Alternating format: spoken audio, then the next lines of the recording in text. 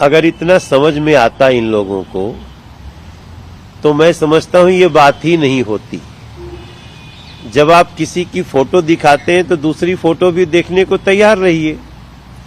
अगर देश का कोई एक व्यवसायी जो अपने स्किल से खड़ा हुआ है, अपने स्किल से वो लोगों की सेवाएं कर रहा है और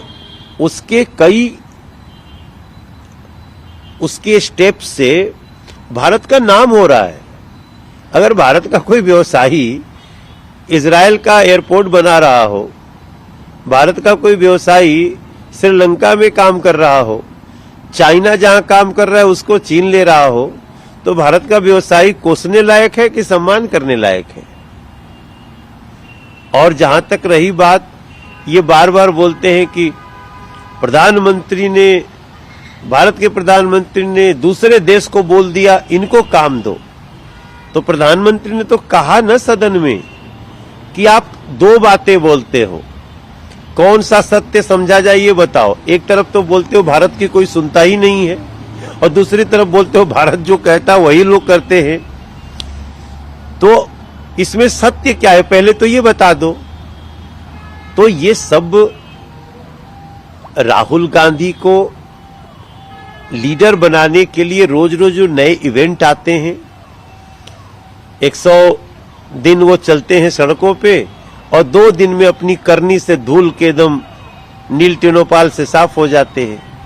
तो ऐसे लोगों का हम क्या कहें। विपक्ष कह रहा था ना प्रधानमंत्री बोले, प्रधानमंत्री बोल रहे हैं, आप सुनने को तैयार नहीं हो।